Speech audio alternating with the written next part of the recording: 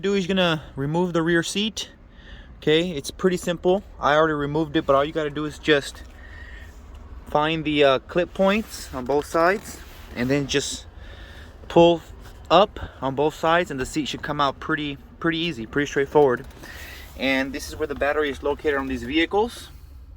I want to go ahead and disconnect the negative battery terminal so I can bring it in working. I want to go ahead and remove this as well. I decided it would be a good video to make right after I remove these items. So go ahead and remove this, the plug. This is just two Phillips head screws.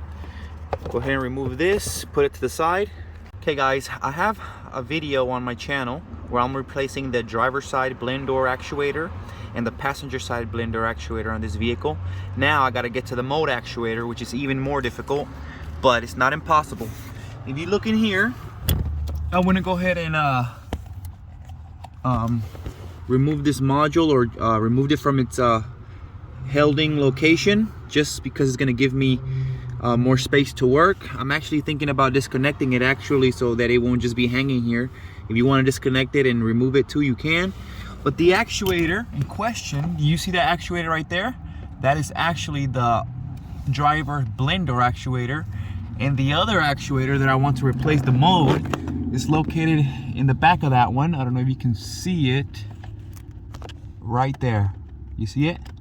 That is the mode door actuator back there. This is the driver's side blend door actuator. That is the mode actuator, and that is the one we're going to try to remove without having to complicate things, without having to remove many components. Definitely not removing the instrument panel. Go ahead and disconnect that module. Okay. You gotta do is just get a flathead, push this pin here so that it can come out of its connector, and then remove the connector. Okay guys, one thing I noticed is that this piece here that holds the module right there, I thought that it was part of the whole molding of the vehicle, meaning the instrument panel, but no, it actually has a screw right there. I don't know if you can, my camera can focus in on it right there, and it also has one on the top. But what I'm going to do is I'm going to remove this one completely and then just loosen up the top one and see if I can maneuver it out of my way so that I can get more space to work. So let's go ahead and do that. Okay guys, bear with me. I'm trying to hold the camera at the same time as I work. But this is going to be a 7mm. Okay. So I'm going to go ahead and remove that. Okay guys, so I want to go ahead and remove that screw. I'm actually not going to remove the other one because I feel like once I remove this one, you see how much play I get on this. So what I'm gonna do is I'm just gonna get a tie or get a hanger, find a spot on this, probably gonna be that hole right there where the screw was, and I'm gonna move it gently so that it can be out of my way and stay there. You know, make sure that you judge the amount of pressure you're gonna put on it, because these break very easily. So don't just try to put a hanger and just yank it. You know, apply the right amount of pressure so you're not putting too much stress on it and it's gonna break, and then you have a bigger problem. Okay guys, so let me show you what I did. You see the hanger on the plastic molding where the module goes? I literally just used the hanger and just have it in the back of that wire harness there just so I can get clearance. And you see how much clearance I have now to stick my hand in here and work. Okay, so that's gonna help you out greatly.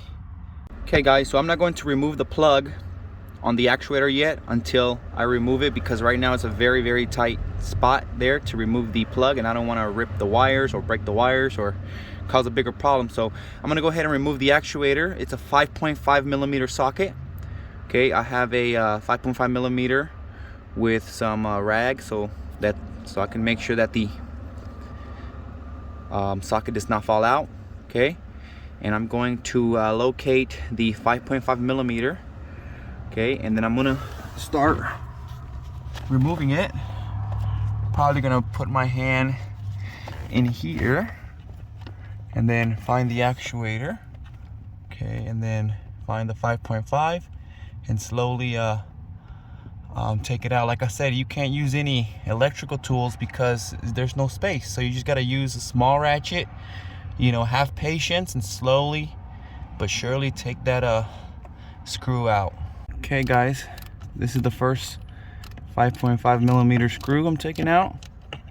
Just do it slowly.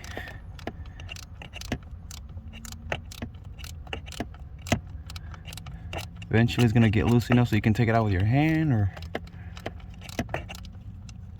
so the first 5.5 millimeter screw was a success. I'm gonna go ahead and put it to the side. Okay guys, the other 5.5 millimeter screw is located right next to the connector. Let me see if I can focus. Okay, this is a little tedious. You gotta really get in there. Maybe you have back pain tomorrow, but it's definitely worth it not having to take out the instrument panel. Okay guys, to my surprise, there is actually 3 screws. The 2 that I showed you, and then there's one literally on the side of the plug where I showed you, but on the other side.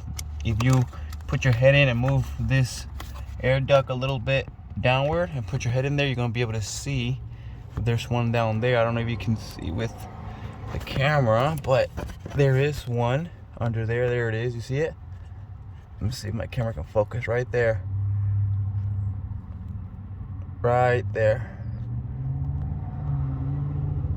Same process.